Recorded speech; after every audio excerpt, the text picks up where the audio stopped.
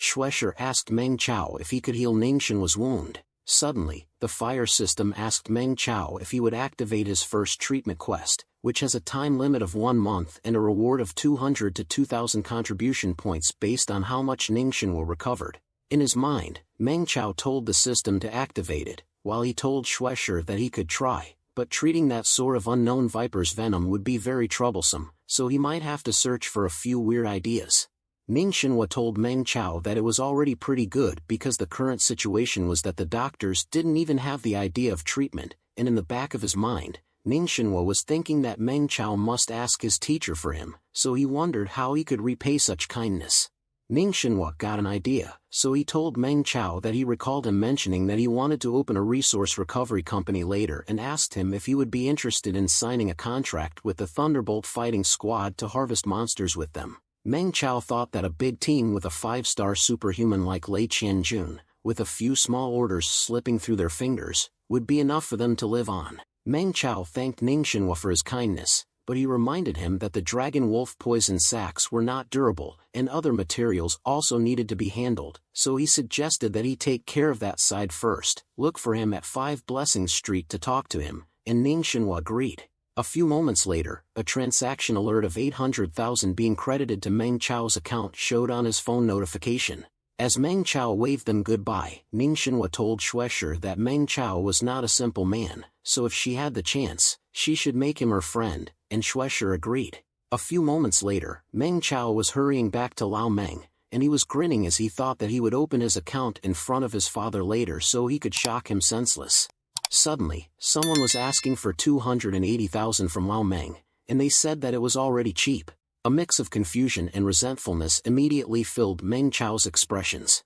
Lao Meng was sitting in front of Shenrongfa, along with his guards, and he was telling him that it was half a cent less, so he could not fool around. Lao Meng looked extremely distressed as he sat there with a broken container in front of him. It was the etherealized nerve ball they had harvested from the golden spirit earlier. As soon as Meng Chao arrived, he asked Zhou, one of his father's men, what was wrong, and Zhou was surprised that he was there. Recalling how Lao Meng called Shenrongfa, informing him about how they just opened the golden spirit and Shenrongfa getting mad, asking if Lao Meng was crazy for touching the golden spirit as he was worried that Lao Meng had spoiled the material so Mr. Hu would destroy them, Zhou immediately told Meng Chao that Lao Meng went to Shenrongfa to buy the etherealized nerve ball, and Meng Chao's face went dark. Lao Meng informed his men that he would take the etherealized nerve ball to Shenrongfa to deal with, and they were concerned when they heard that he wanted to buy it from Shenrongfa because they knew that Shenrongfa wouldn't give him an employee salary and he might even kill him, and even if he gave him the employee salary, Lao Meng wouldn't have enough money.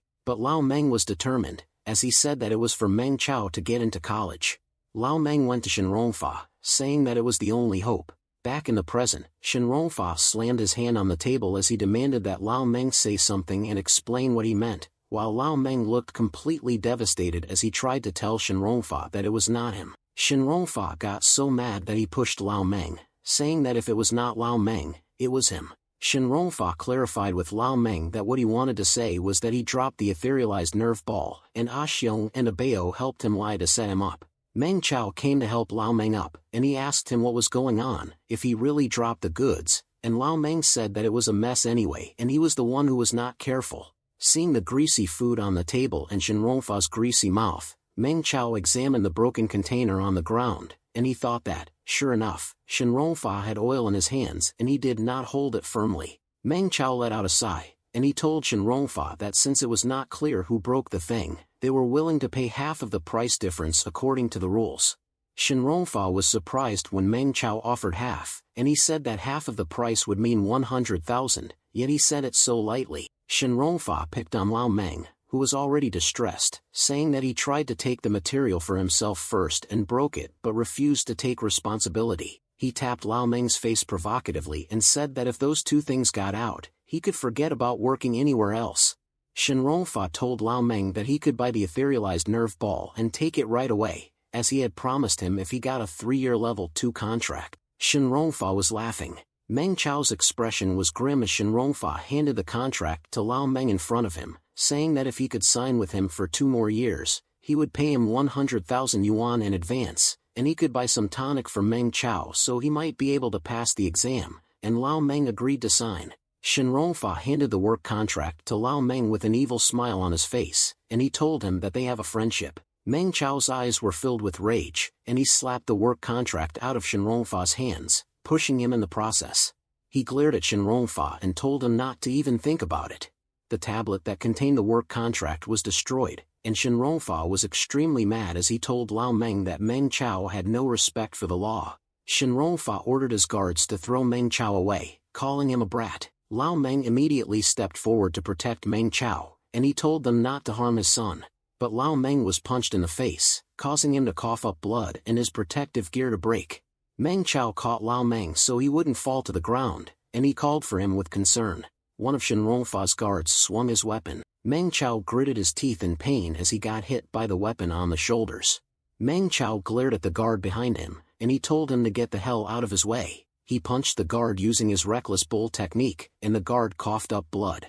The other guard came and hit Meng Chao on his side, which made Meng Chao scream in pain. Even though he was still clearly in pain, Meng Chao bore through it, and he extended his arm to grab the guard's shirt.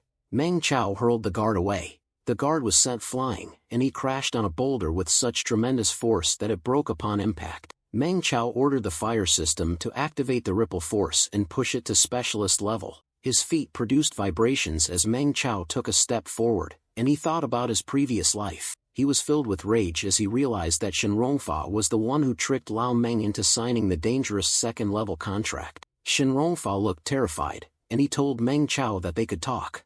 But Meng Chao slapped his face and told him to go talk to his ancestor's ass. Shen Rongfa's protective gear was completely destroyed, with his face swollen red as he coughed up blood, and Meng Chao thought that that slap in the face was for changing the contract in his past life so they could not sue him. Meng Chao slapped Shen Rongfa on the other side of his face, and he thought that it was the slap for withholding Lao Meng's insurance money in his past life so they could not afford to pay for his injuries. He punched Shen Rongfa in the gut and thought that that punch was for making Bai Jiatsao stop believing in legal justice and make her take the dark route in his past life. Meng Chao kicked Shen Rongfa, and he crashed into a truck. Shen Rongfa was completely beaten up, and he even peed his pants, but Meng Chao looked like he was not yet content as he looked down at him with contempt in his eyes. But suddenly, Lao Meng grabbed him by the shoulder, telling him that it was enough and asking him if he wanted to go to jail, and Meng Chao did not say anything. He asked Lao Meng if he was okay, and Lao Meng told him that he was fine while checking up on him too. Lao Meng's men immediately approached them, and they told Meng Chao that he was so impulsive, lecturing him that it was easy to get things out but hard to take them back. Meanwhile, on Meng Chao's head, his angel side lectured him that he was too reckless, saying that he should have waited until dark to beat Shen Rongfa over because he should be absolutely calm and remember his identity at all times. But his devil side was laid back as it told the angel one to just forget it as he already beat Shen Rongfa up. The devil side even asked if he should go and kick Shen Rongfa a few more times so he could get his fill of beating him up, but the angel side said that Meng Chao was supposed to be a gentle and elegant high school student. In reality, Meng Chao still looked extremely mad, and he glared at Shen Rongfa, contemplating beating him more, but Lao Meng grabbed his shoulders again, telling him that he was mad as he asked him if he would kill Shen Rongfa. Meng Chao tried so hard to control his anger as he admitted to Lao Meng that he was wrong and that he would change next time, but he asked him to let him have one more kick, just for that day, and he promised that it would be the last one as he wouldn't do it again next time. But suddenly, Gu Ming, the Prosperous Resource Recovery Company's business executive, arrived, and he told Meng Chao to stop it. Lao Meng and his men were surprised when they saw Gu Ming, and they recognized that the man who was with Gu Ming was Qin Hu, the Prosperous Resource Recovery Company's big boss, also known as the Tiger Down the Mountain. Meng Chao thought that both Gu Ming and Qin Hu actually came. As Shen Rongfa's guards knelt in front of those two, Meng Chao thought that Gu Ming, the business director of Prosperous Resource Recovery Company, was the top boss of all harvesters. He recalled that in his previous life, Gu Ming and Shen Rongfa did a lot of immoral things while the huge man behind him, Qin Hu, was the big boss of the company, a superhuman who was known as Tiger Down the Mountain, and he killed countless monsters. One of the guards immediately started reporting to Gu Ming. Gu Ming was surprised when he heard that someone broke a rare material, destroyed the company tablet, and even beat up a person. He told Lao Meng that it was all Meng Chao's doing, but Lao Meng defended Meng Chao, and he told Gu Ming that it was him and Shin Rongfa who had a conflict, so he would pay for whatever losses were suffered as it had nothing to do with his son. Lao Meng's men also backed him up. They said that Shin Rongfa's bodyguards were the ones who attacked first. Lao Meng might not have been the one who dropped the rare material, and they refused to believe that there was no law in Dragon City, questioning if the Supernatural Tower and Survival Committee were blind and deaf. Gu Ming was annoyed, as he thought that Shin Rongfa was a dumb cunt motherfucker who only knew how to cause trouble, and if he was not the brother-in-law of Qin Hu, he wouldn't be tolerating him. Gu Ming said that other things aside, at least Shin Rongfa was beaten up by Meng Chao. He leaned towards Meng Chao, telling him that he beat Shin Rongfa badly, which was why if he was captured, he would definitely be sentenced to jail, and if he was imprisoned for a few years, his entire life would be ruined. Lao Meng panicked, and he told Gu Ming that they couldn't capture Meng Chao. Gu Ming told Lao Meng to look at Shin Rongfa's injuries and said that Meng Chao committed a crime, so he asked him if he should capture him or not. But Meng Chao simply smiled, and he told them to hurry up and call the police so they could send Shin Rongfa to the hospital because they needed to determine the severity of his injuries after all. Gu Ming was puzzled, and he wondered why Meng Chao was still being so stubborn. Suddenly, Qin Hu took a step forward. He picked up Shin Rongfa with only one hand without effort, and he inspected his condition. Qin Hu said that it was a perfectly executed ripple force. He explained that on the surface, it looked horrible, and the hidden force made Shin Rongfa feel painful, but it did not hurt any bones or organs, and it could not even qualify as a minor injury to be sent for medical examination. Qin Hu threw Shin Rongfa away. As Shin Rongfa flew the onside, Qin Hu expressed his amazement at how high school students becoming more and more remarkable. Meng Chao confidently asked Qin Hu if he was interested in beating up a high school student to take revenge for his brother-in-law. Qin Hu asked Meng Chao who he thought he was, and he told him that, for the sake of his unique ripple force, he asked him how he wanted the matter settled. Meng Chao told Qin Hu that he thought he was going to ignore the rules set by the Transcendental Tower and the Survival Committee to take on an ordinary person like him, but in the back of his mind, Meng Chao thought that Qin Hu might have seen the goodness of the future version of Ripple Force, so not knowing his details, he was pretending to be generous. Meng Chao pointed at the broken container as he said that the matter of the rare materials was not clear at the moment, so each party would bear half of the damage, and he told them that they could estimate the price while he called the money immediately. Meanwhile, Lao Meng and his men looked shocked as Meng Chao told Qin Hu to remember to have Shin Rongfa pay the performance bonus he owed to Lao Meng and his harvester team. He mentioned that since the incident had happened, they definitely could not work in Prosperous anymore, so they might as well use the chance to settle accounts immediately. Qin Hu looked pissed, and Gu Ming noticed it. Gu Ming was annoyed, and he asked Meng Chao what he was saying when he beat up Shin Rongfa really badly, so he should still compensate for medical fees. Meng Chao was firm as he told Gu Ming that Lao Meng was also injured as Shin Rongfa's two bodyguards knocked him into the air with an ancient martial art, so no one knows if Lao Meng's internal organs shifted or whether his bones burst. Lao Meng looked surprised when he heard that it was an ancient martial art that dealt the heavy blow. Meng Chao raised his shirt and said that even if Lao Meng was fine, those bodyguards were still the ones who dealt that wound to him. Qin Hu was surprised. He laughed hysterically, and there was an unhinged look in his eyes as he said that things were really interesting. Meng Chao looked clueless as he asked Qin Hu how he wanted the matter resolved if he thought that what he said was not appropriate. Qin Hu and Gu Ming immediately looked at each other as an idea immediately popped into their minds. Gu Ming told Qin Hu that lately the Golden Spirit's etherealized neurospheres were worth around 300,000 in the market if the condition was perfect. Qin Hu told Meng Chao that if he gave him 300,000 yuan, he could take his stuff and go, but Meng Chao said nothing, and he just glared at him, so Qin Hu told him that if he could not bring the money out for the time being, it was fine as he could write an IOU because, as he said, he was not lacking money. But Meng Chao handed him his phone and told him that there were plenty of people watching there, so he believed in his reputation. He told Gu Ming to collect the money, and Gu Ming did so by scanning Meng Chao's phone with his. As he got notified that he had received 300,000 yuan in his account, Gu Ming was taken aback, and he wondered where Meng Chao got all that money. Lao Meng was worried, so he approached Meng Chao to question him, but before he could speak, Meng Chao told him not to worry because it was all clean money, which he would explain later. Meng Chao told Qin Hu that since he gave him the 300,000, the rare item was already his, and Qin Hu told him that he didn't even care about that mere etherealized neurosphere. Meng Chao smiled as he immediately picked up the item and instructed Lao Meng to make a silver nitrate solution. Meng Chao dropped the item into the solution. Its surface started to fizz.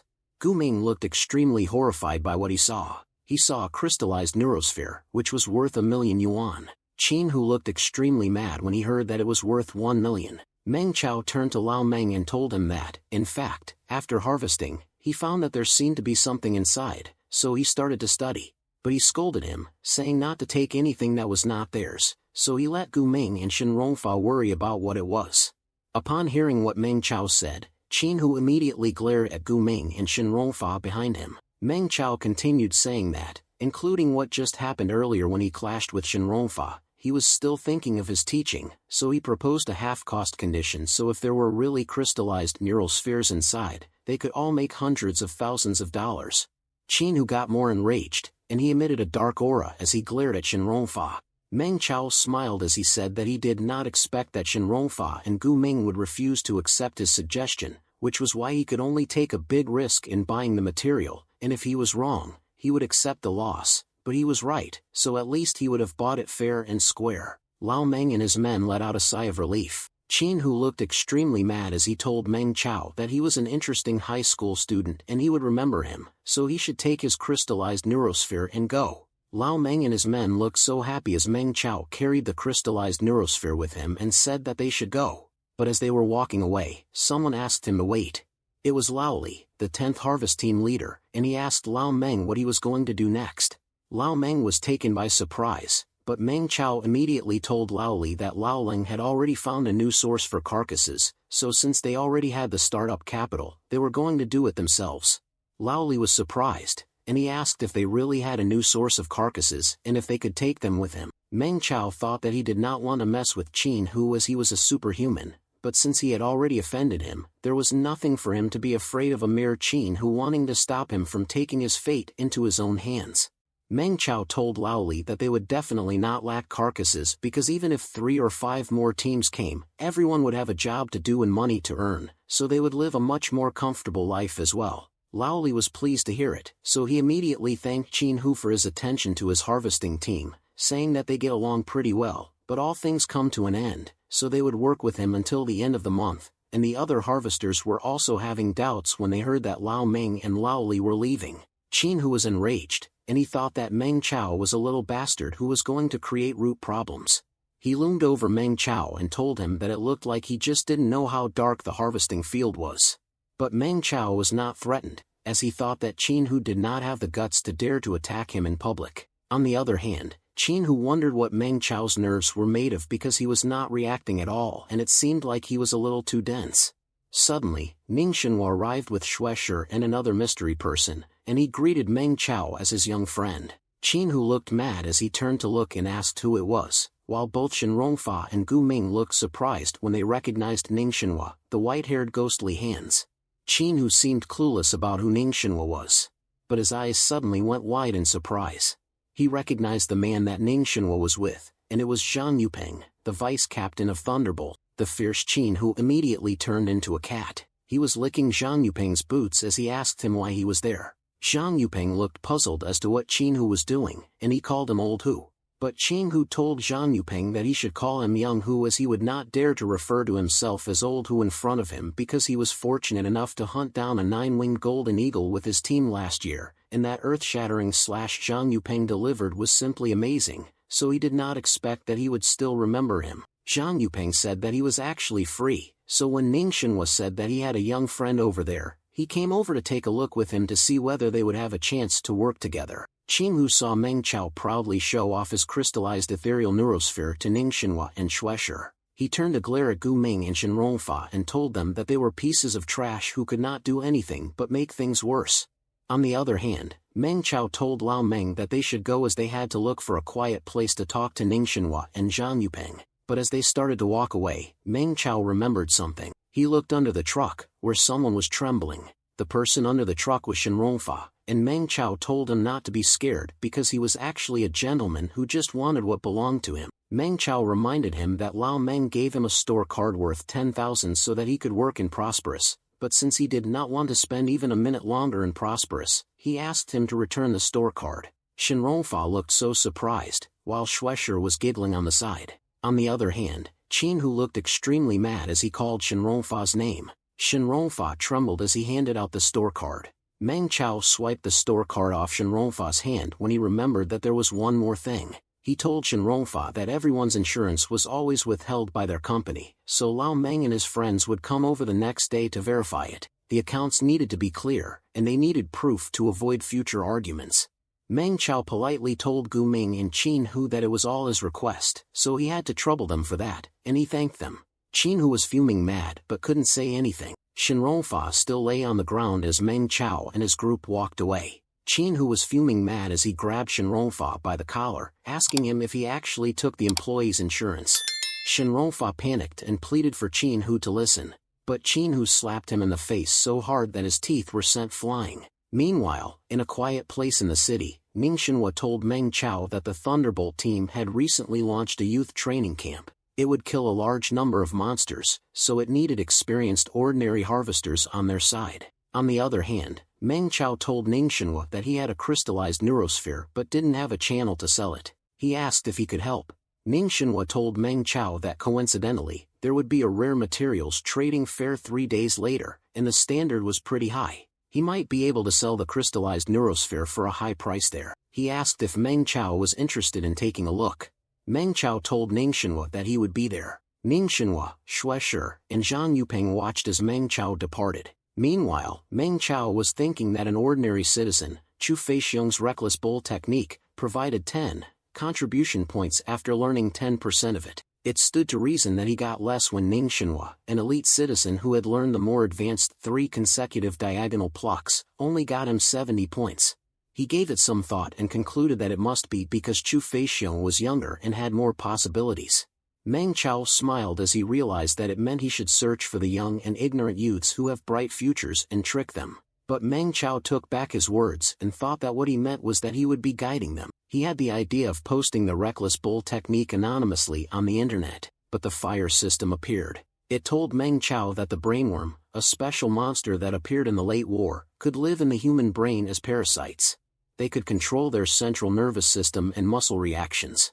Meng Chao remembered that it was a common tactic of the monsters in the late war, using brainworms to assassinate the key figures of Dragon City. Meng Chao also remembered that there were also a large number of monsters with mind control powers.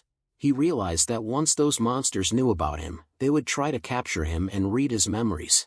If his secret was exposed, not only he but also his family would be in danger because of him. So before he had the strength to suppress all of the other world and find a suitable method, he absolutely could not share it. Meng Chao was deep in thought, thinking that sooner or later, he would end up showing his might.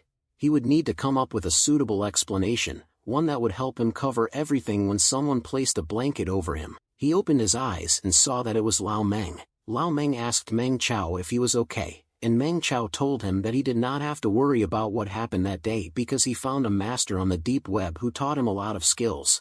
That's why he was already mostly recovered from his injuries, and he might still be able to get into college.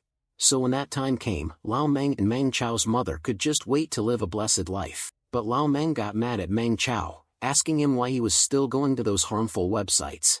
Meng Chao reminded Lao Meng that he explained to him multiple times that the Life Science Forum on the deep web was a place of both risk and opportunity. Then he told him not to worry because he already suffered once last year, so he knew his boundaries. Lao Meng calmed down and told Meng Chao that he did a great job that day, but he said that he just hoped that Qin Hu would not retaliate. Meng Chao confidently told Lao Meng that as long as he could get into college, he would have the college as his backup, so Qin Hu would not dare to hurt an undergraduate. Lao Meng patted Meng Chao's head and told him to hurry up and sleep as he had to go to school the next day. Suddenly, the fire system notified Meng Chao that the special citizen, Bai Jiacao's, possibility of being corrupted had been reduced by 2%, increasing his contribution points by 200. Meng Chao was pissed, and he said that he had just gotten rid of 2 landmines, but the system was telling him that the possibility of corruption had only been reduced by a small percent. So he said that Bai Jiacao was just born to be the Dark Witch. The next day, Meng Chao went to school and looked extremely tired. Suddenly, his classmates approached him. One of them told him that he was in a hurry to go back the other day and that he did not join the study group, so he seriously missed something great. Another one said that he just practiced a bit, and he felt his strength grow by leaps and bounds. He felt like he could kill a monster with just one punch. Another one explained to Meng Chao that the other night, Chu Feixiong taught them the super reckless bull force.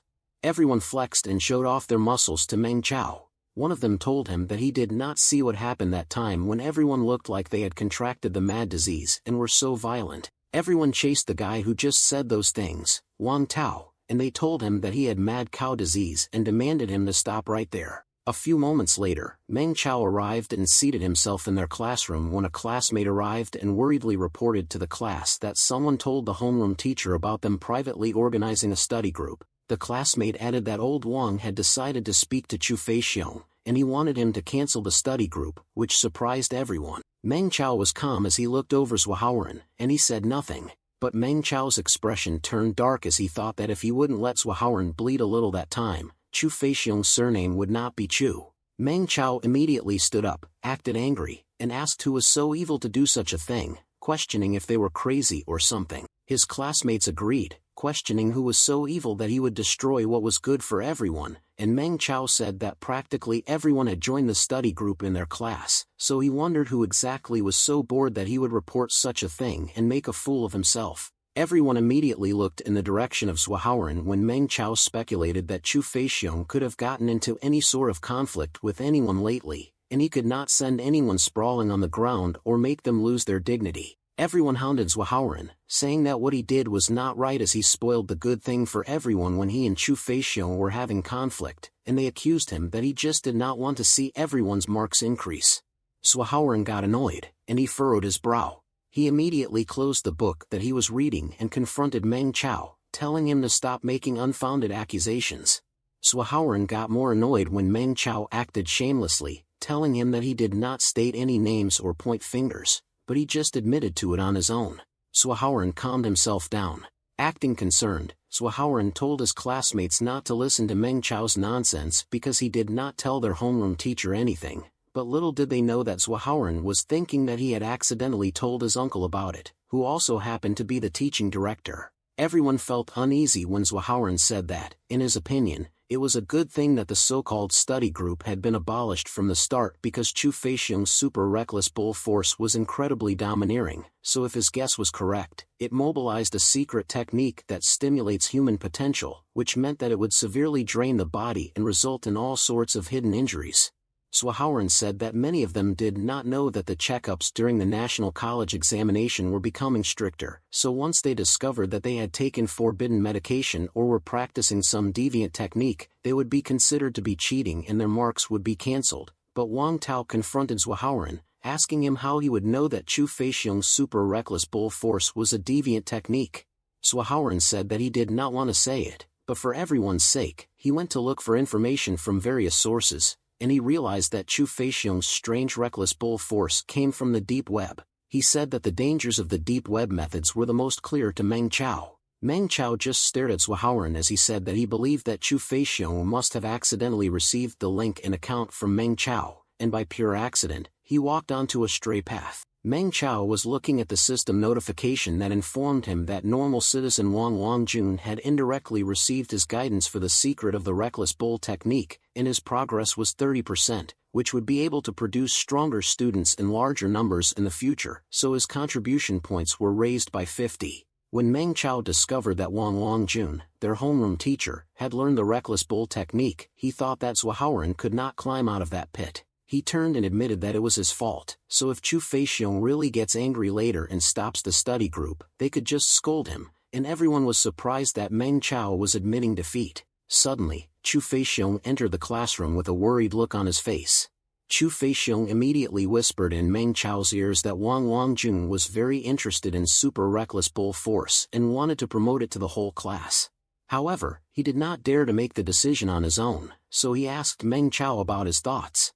Meng Chao immediately acted surprised and crestfallen as he confirmed with Chu Feixiong in a loud voice if Wang Wangjun really wanted to cancel the study group. Zhuohaoren immediately lectured them not to think nonsense because there was no shortcut to training, and there were only 4 words: God rewards hard work. Therefore, they should forget about the super reckless bull force or whatever it was called and work hard with him with every second they had. But Swaharan was hit very hard when Meng Chao added that Wang Longjun wanted to cancel the secret study group so that he could promote the super reckless bull force to the whole class.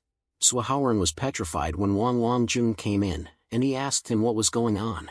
Meng Chao immediately confessed to Wang Longjun that he made a mistake. Wang Longjun got worried, and he asked Meng Chao what he did at that time.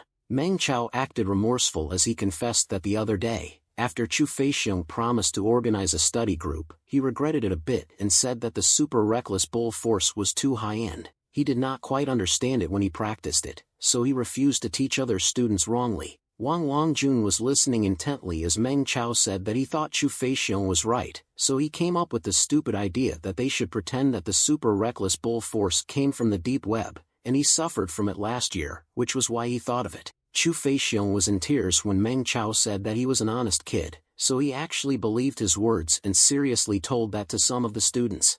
Swaharan took multiple hard hits when Meng Chao said that, in the end, some bastard who ratted them out should fall into a ditch, be pierced by 1,000 knives, step on poop, get diarrhea, trip over his own feet, and never get married. Wang Longjun was unamused by Meng Chao's words, and he reminded him to have manners.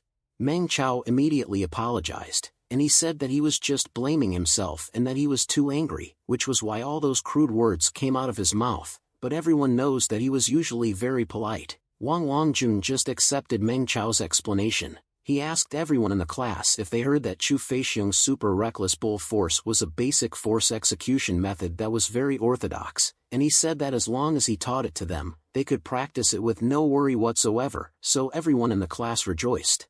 Meng Chao immediately raised his hand and told Wang Longjun that each class leader was given extra resources to compensate for the time and effort they spent managing the class, so he suggested that since Chu Feixiong was instructing the class, he was helping to share half of the class rep's work, so the class leader must also be willing to share half of the cultivation resources with Chu Feixiong. Wang Longjun was hesitant, so Meng Chao asked Wang Tao if he thought that Swaharan would hesitate, but Wang Tao did not answer and looked away. So Meng Chao turned to ask Gufang to tell him what sort of person Swaharan was.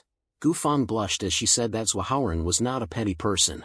Meng Chao said that everyone was able to see the truth. Swaharan was silent for a moment, and he slammed his hand onto his desk as he told Wang Longjun that as long as it was beneficial to the entire class, he would definitely not complain about it. Meng Chao suggested to Chu Feixiong that he thank Swaharan, and Chu Feixiong was surprised. Swaharan smiled at Chu Feixiong and told him that he deserved it, so he was welcome, but in his mind, he was extremely mad, calling Meng Chao a devil for taking away half of the training resources his uncle managed to get for him. Wang Longjun told the class that whoever wanted to enter the legendary undergraduate course should listen up, and he said that there were 3 hurdles that they had to overcome. Level 1 was the initial test that was conducted on their campus, and they tested extreme punching force, 100-meter dash, and shooting skills, and that year, there were only 150 spots available at their school. Level 2 was the retest, and it was held in the Regional Educational Department, where they used a supercomputer VR system to test the students' mental strength. Level 3 would be the ultimate practical test, which was the entrance exam that required going to the edge of the city, close to the fog, and they had to enter a real battlefield. Wang Longjun said that walking down the path of superhumans was a path of life and death, and it could bring them endless glory, but it was also very dangerous. If it were not for the 6 elders of the sky, it would be better for them to get rid of those thoughts early on and focus on getting into post-secondary specialized colleges. One of the students said that it was unfair because even if his mark during his 100-meter dash was not that great, it did not mean that he wouldn't have an epiphany during a real fight and suddenly reveal his talents. Wang Longjun got mad when he heard the student ask for fairness, and he said that there had never been fairness in their world. Wang Longjun said that when Dragon City transmigrated into that world, they had nothing, but they had to face the invasion of zombies and monsters, so he asked them if they should be talking about fairness with zombies or monsters at the moment. He added that the superhumans were slowly born among them, stood above them, and possessed all sorts of special privileges, but all that they enjoyed was not handed to them on a silver platter. They had to use their fists, weapons, and even teeth to snatch those from the monsters. Meng Chao was clenching his fists as Wang Longjun said that it was the greatest fairness they would see. Wang Longjun told them that the disability and death rates for the current year's entrance exams were twice as high as last year's, and also that the disabled and deceased candidates of that year's entrance exams would be treated as disabled and fallen soldiers. Meng Chao thought that the authorities must have sensed something, that the monster was about to escalate, so what they were doing was speeding up the training of superhuman warriors. Wang Longjun said that the current entrance exam was a real war, so for those of them who were not very good fighters, he really didn't recommend them to go to undergraduate school. He told the class to go to the testing room and see what they could do, and if they could not reach the speed of an Olympic champion in short-distance running or the punching force of a heavyweight champion, they would not be able to pass the test in school, so they would not need to bother with that anymore. Meanwhile, Meng Chao was just observing and listening intently. A few moments later, in the running track, the instructor told everyone not to be so depressed as he had good news for them, and he said that if they passed the entrance exam, they would get double the amount of training resources available to each undergraduate candidate compared to the previous years. Everyone responded, saying that the time had come for them to use their weapons and fists to expand the living space of Dragon City, and it was time for them to have their names spread far and wide. Wang Longjun told them to dissolve and start the test.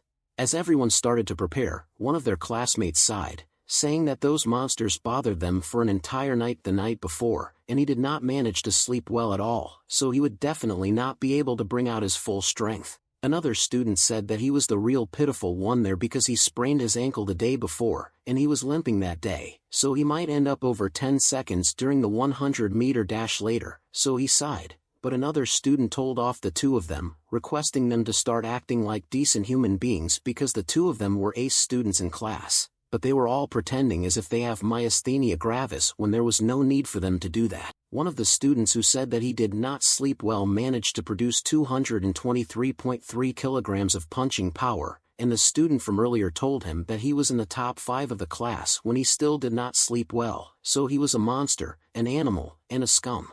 On the other hand, the student who said that he sprained his foot managed to finish the 100-meter dash in 9.57, and the student from earlier pointed out that he already surpassed Usain Bolt's world record, so he mocked him for saying that he was limping and demanded that he treat the entire class to milk tea. Meanwhile, Meng Chao was observing the ladies, who were also exerting their best efforts, and he thought that it was youth. A few moments later, a new record for punching force, which was 233.3 kilograms, was set. Wang Tao gave Chu Feixiong a thumbs up and told him that he just renewed the class record and even the Earth's boxing king, Mike Tyson, could not compare to him, which made Chu Feixiong bashful. Meanwhile, Wang Longjun was looking at the records, and he thought that the grades of the students who participated in the study group had improved a lot in each project, so he realized that the super reckless bull force doesn't seem easy. On the other hand, Meng Chao was looking over at Chu Feixiong, who was being bashful as their classmates continued to praise him.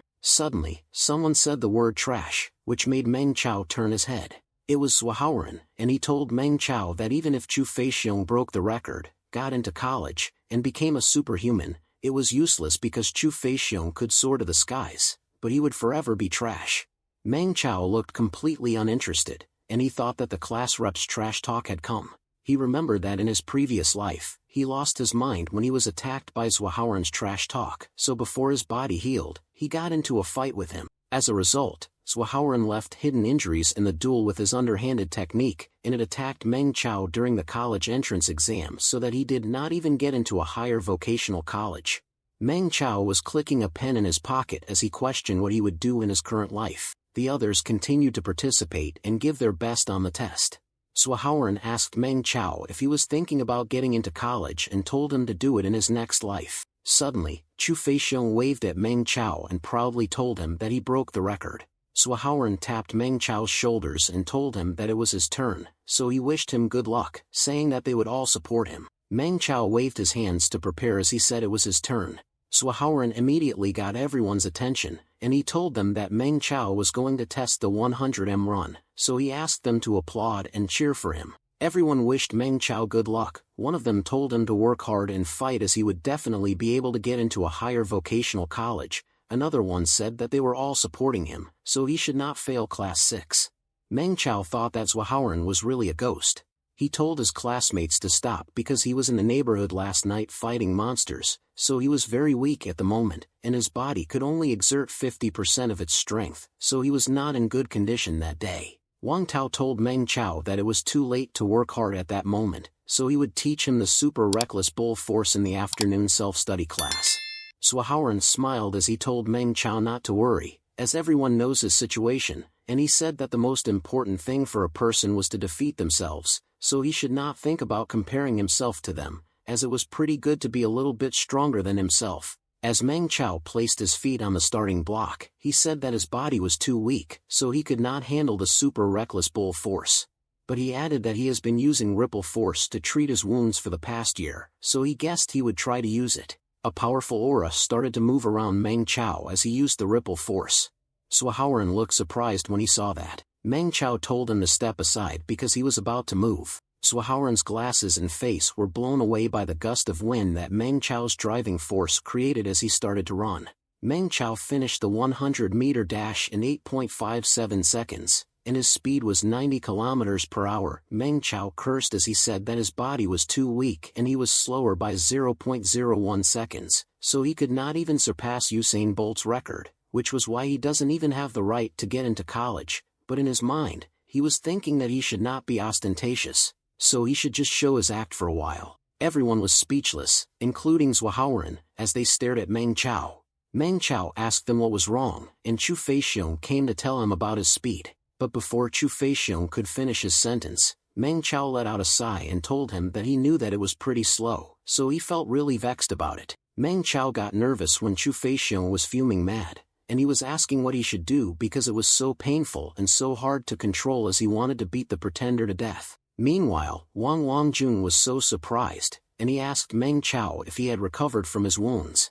Meng Chao said that he has not fully recovered, but he has been practicing ripple force hard over the past year, and he found some new styles and learned from them, so he supposes he got a blessing in disguise. He smiled as he told his classmates that if they wanted, he could teach it to them as well, and they just had to give him some gene medicine, high-grade nutritional fluid, cell growth fluid, monster materials, or give him a discount on stuff, as he was okay with anything. Wang Tao realized that 2 upgraded versions of force execution techniques meant that the entire class's scores were bound to soar. Chu Feixiong reluctantly asked Meng Chao if his maximum punching force had been as ridiculous as his 100-meter dash, but Meng Chao told him that there was no way, and as he asked him if he thought that he was a monster, he told him that his punching strength was sloppy and average.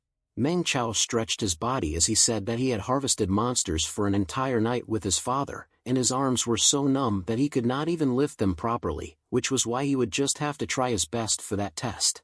One of their classmates said that with Meng Chao's incredible speed, even if his punching strength was only 180 kilograms, he could still hope to pass the internal test. But another classmate said she could not say because she remembered that Meng Chao's maximum punching force was around 150 kilograms or 160 kilograms when they last tested their punching strength, so it would be a little difficult as the ripple force was not suitable for instantaneous output of force.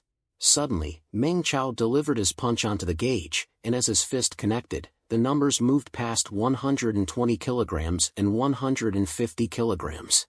As Meng Chao finished his punch, the gauge displayed that his punching strength was 218 kilograms.